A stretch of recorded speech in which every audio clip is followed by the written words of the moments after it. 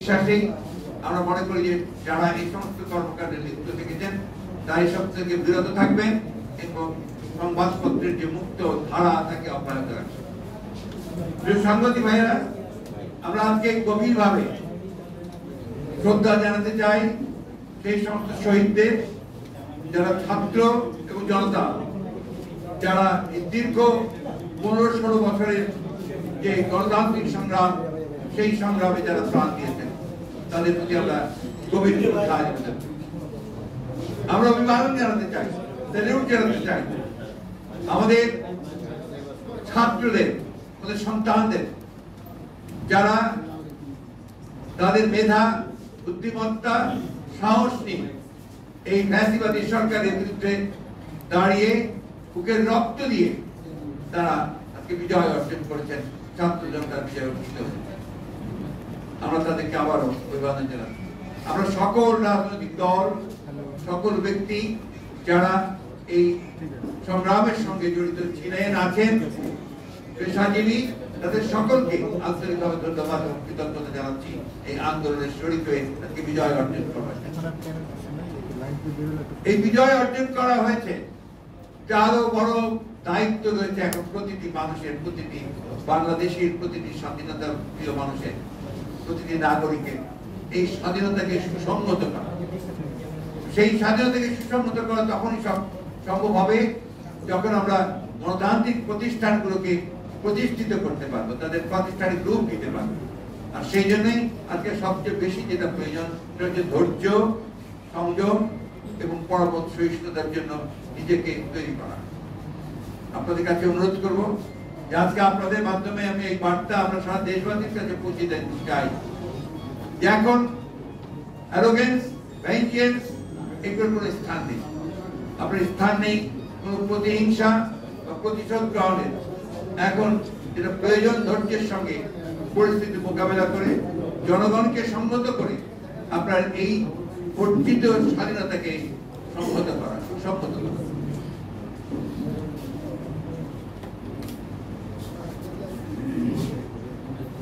আমি আপনাকে অনুরোধ, আপনাদের মাধ্যমে সকলকে অনুরোধ করতে চাই আবারও এই অনুরোধটি আমাদের অত্যন্ত আন্তরিক এবং জরুরি যে আপনারা এটা সর্বক্ষেত্রে পৌঁছে দেবেন। যে এখনো যারা এখন এই বিভিন্ন প্রতিষ্ঠানে প্রতিশোধমূলক ভাবে অগ্নিসংযোগ করছেন, লুটপাট করছেন, বাড়িঘরে হামলা করছেন, এটা দয়া করে অবিলম্বে এই মুহূর্ত থেকে বন্ধ করুন। যারা এটা করছেন তারা কেউ এই আন্দোলনের শরীর, আন্দোলনের লোক নন, তারা সবাই কিন্তু আপনার যারা আন্দোলনের বিরোধিতা করেছে তারা এবং তাদের লোকেরাই করেছে। এই বিষয়গুলো আমাদেরকে একটু মনে রাখতে হবে। সেভাবেই আমি আপনাদের মাধ্যমে দেশবাসীর কাছে অনুরোধ জানাচ্ছি। সেই সঙ্গে আমাদের দলের সকল নেতা কর্মীদেরকে আমি অনুরোধ করবো যে তারা এ ব্যাপারে অত্যন্ত দৃঢ়তার সঙ্গে এদের বিরুদ্ধে প্রতিরোধ গড়ে তুলে সমস্তকে একটা ঠান্ডা অবস্থায় তৈরি নিয়ে আসা করার জন্য ব্যবস্থা করবে। দ্বিতীয় জিনিসটা যে পরবর্তী যেটা অত্যন্ত জরুরি, আপনারা জানেন যে গতকাল আমাদেরকে রাষ্ট্রপতি ডেকেছিলেন বিভিন্ন রাজনৈতিক দলকে এবং সেনাপ্রধান, তিন বাহিনীর প্রধানরা সেখানে উপস্থিত ছিলেন, তারা ডেকেছিলেন। তাদের মাধ্যমে যে কথাবার্তা হয়েছে সে বিষয়গুলো আপনারা কালকে সবাই শুনেছেন। আবার আমি একটু রিপিট করতে চাই যে সেখানে শহীদদের জন্য দোয়া করা হয়েছে, তাদের পরিবারদেরকে যথাযথ আপনার ক্ষতিপূরণ দেওয়ার জন্য তারা অঙ্গীকার করেছেন। রাষ্ট্রপতি অঙ্গীকার করেছেন যে যেহেতু শেখ হাসিনা পদত্যাগ করে পালিয়ে গেছে, সেই কারণে এখন শেখ হাসিনার ক্যাবিনেট পুরোপুরি ভাবে আপনার বিলুপ্ত হয়ে গেছে এবং এই সংসদের যেটা একটা দামি সংসদ, যারা বিনা ভোটে নির্বাচিত, তারও কোনো এখন এই মুহূর্তে কোনো কার্যকারিতা নেই।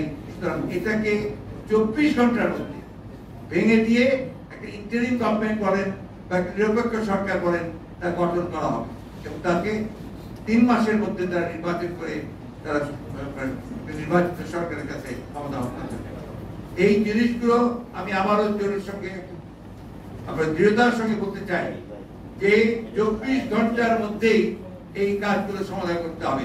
আমি রাষ্ট্রপতির কাছে আহ্বান জানাচ্ছি কারণ বিলম্ব না করে আপনি আজকে এর মধ্যে এই কমিশনের যে প্রায় হয়ে যাচ্ছে এটার মধ্যেই আপনি দয়া করে এটাকে অবিলম্বে এই পার্লামেন্টকে ভেঙে দিয়ে আপনার একটা অন্তর্বর্তীকালীন নিরপেক্ষ সরকার গঠন করুন, অন্যথায় দেশে আবার রাজনৈতিক শূন্যতা দেখা দিতে পারে। আমি ধন্যবাদ জানাতে চাই আমাদের দেশপ্রেমিক সশস্ত্র বাহিনীকে। তারা যে ভূমিকা রেখেছেন তারা নিঃসন্দেহে এই দেশের রক্ষার্থে, তার স্বাধীনতার সর্বত রক্ষার্থে তারা আবার তাদের একটা ঐতিহাসিক ভূমিকা পালন করছে। সেটাকে সুদৃঢ় করতে হবে, সেই জন্য জনগণের সমর্থন তাদের প্রয়োজন রয়েছে। আমি তাদের প্রতি আহ্বান জানাবো যে আপনারা অতি দ্রুত আপনাদের সেই দায়িত্ব পালন করবেন দৃঢ়তার সঙ্গে। এবং আপনাকে যেটা আমরা আগেও বলেছি আবারও বলছি যে রাষ্ট্রপতি এবং সশস্ত্র বাহিনীর প্রধানেরা তারা সবাই একমত হয়েছেন যে তারা অবিলম্বে তারা দেশনেত্রী বেগম খালেদা জিয়ার মুক্তি দেবেন এবং সেই সঙ্গে আমাদের যারা এই আন্দোলন চলাকালীন সময়ে মিথ্যা মামলায় যাদেরকে আটক করা হয়েছে তাদের সকলকে মুক্তি দেওয়া হবে। একই সঙ্গে অন্যান্য যে সমস্ত মিথ্যা মামলায় দীর্ঘকাল ধরে আমাদের যে সমস্ত রাজনৈতিক ভাবে আপনার সাজা দিয়ে আটক করা হয়েছে তাদেরকেও মুক্তি দেওয়ার সমস্ত প্রক্রিয়া তারা চূড়ান্ত করবেন, এগুলো তাদের কমিটমেন্ট। সুতরাং আমরা আশা করব এই বিষয়গুলো দ্রুততার সঙ্গে হবে। একই সঙ্গে আশা করব যে সমস্ত গণতান্ত্রিক শক্তি আজকে ঐক্যবদ্ধ হয়ে অর্জিত যে সাফল্য সেই সাফল্যকে সংগত করবার জন্য তারা সবাই তাদের নিজ নিজ ভূমিকা রাখবে।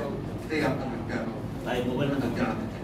ধন্যবাদ আপনাদের। মাননীয় মহাসচিব, এবং আরেকটি কথা বলি, যেটা অবশ্য আগাম কথা হচ্ছে, আমরা জানাবো আপনাদেরকে, আমরা তো আগামীকাল সমাবেশ করতে পারি, সময় মতো জানাবো। মাননীয় মহাসচিব, বৈষম্য বিরোধী ছাত্র আন্দোলনের নেতৃবৃন্দ যাদের নেতৃত্বে এই গণঅভ্যুত্থান হয়েছে তারা গতকালকে সংবাদ সম্মেলনের মাধ্যমে বা গণমাধ্যমে তাদের বার্তা পাঠিয়েছেন। সেটা হচ্ছে তারা অন্তর্বর্তী সরকারের প্রধান হিসেবে ডক্টর মোহাম্মদ ইউনূস সাহেবের নাম প্রস্তাব করেছেন।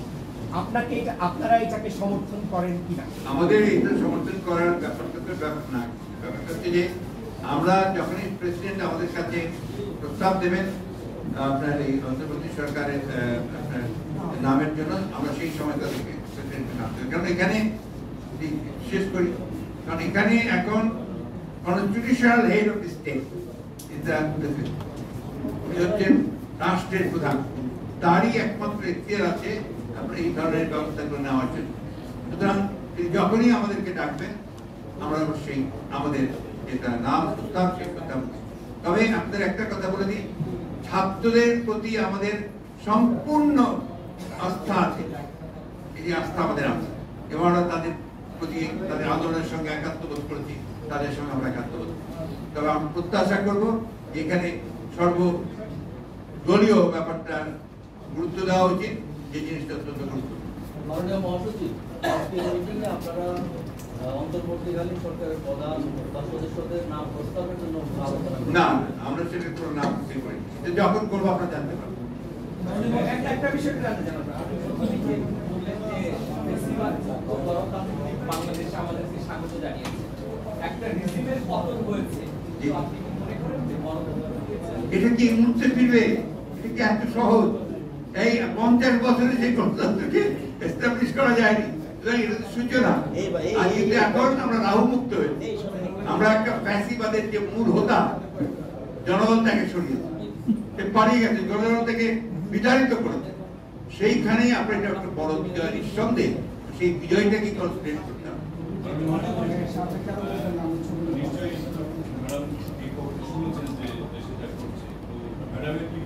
ম্যাডাম প্রথম যে কথাটা বলেছেন যে সবাইকে শান্ত হতে বলো, আর এখানে এখন এমন কোন ধরনের সিচুয়েশন তৈরি যেন না হয় যাতে অর্জিত বিজয় আবার ছিনিয়ে না নিয়ে যায়। এবং জনগণকে তিনি অ্যালার্ট থাকতে বলেছেন যে এই বিজয় যেন কেউ ছিনিয়ে নিতে না পারে।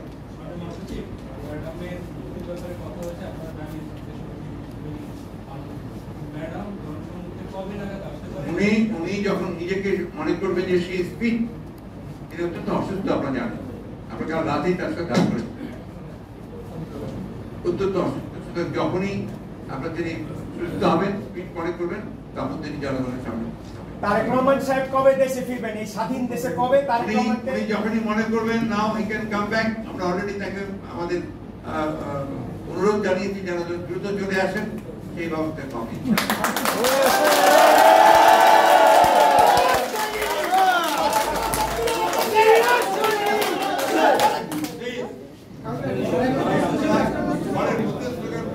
আরেকটা প্রশ্ন ছিল।